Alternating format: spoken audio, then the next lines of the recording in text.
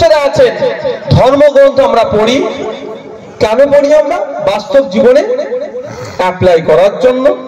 সব ধর্মে আমি মনে করি সঠিক দিশা দেয়, সত্যের কথা বলে, ন্যায় পথে থাকার কথা বলে। কোন ধর্ম বিশৃঙ্খলা হওয়ার কথা, মারামারি করার কথা বলে না। এটা আমার ধর্মীয় বিশ্বাস থেকে আমি বলছি।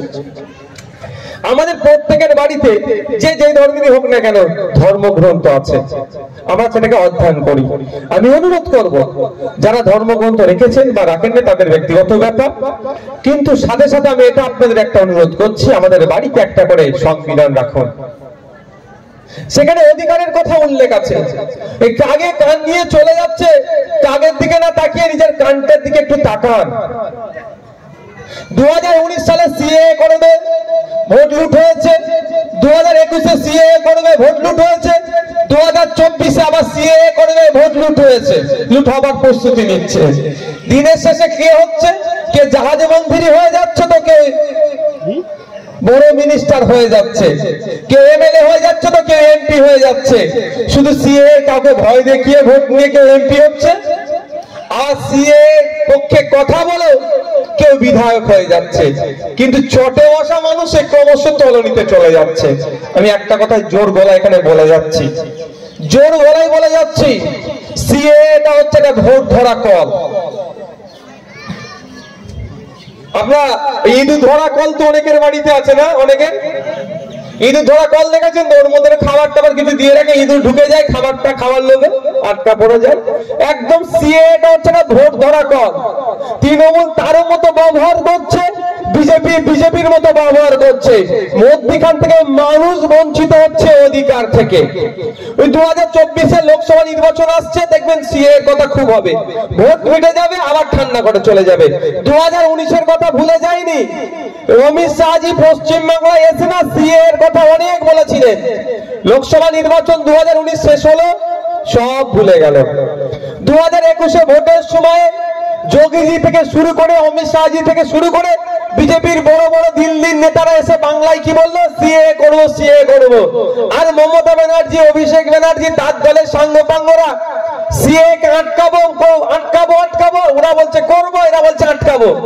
ভোটটা সুন্দরভাবে দুটো ভাগে ভাগ করে নিল। ভোট মিটে গেল 21, 2023 কোনো খবর নাই। কি দেখলাম? নভেম্বরের 29 তারিখে সম্ভবত 2023-এর অমিত শাহজি কলকাতায় আসে, কি বললো? সিএএ করব।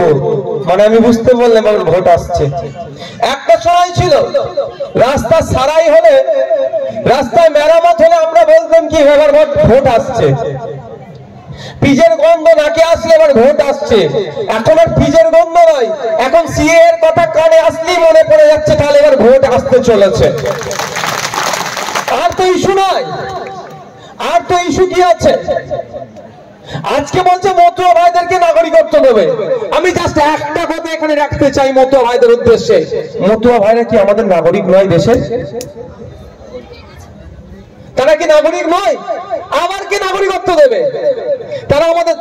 আমরা যে সরকারি স্বাস্থ্য কেন্দ্রে যাচ্ছি তারাও যাচ্ছে, আমরা সরকারি চাকরি করছি তারাও করছে, আমরা সরকারি বাসে চড়ছি তারাও করছে, আমরা রেশন নিচ্ছি তারাও নিচ্ছে, আমরা যা নিচ্ছি তারাও পাচ্ছে। তারা কি নাগরিক নয়?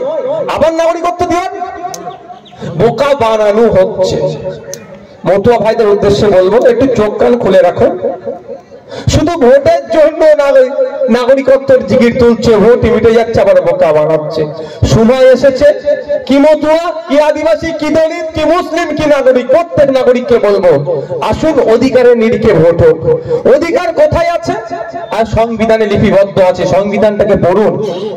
সংবিধানে সেখানে আপনার স্বাস্থ্যের কথা বলা আছে, সেখানে অন্যের কথা বলা আছে, বাসস্থানের কথা বলা আছে, শিক্ষার অধিকারের কথা বলা আছে।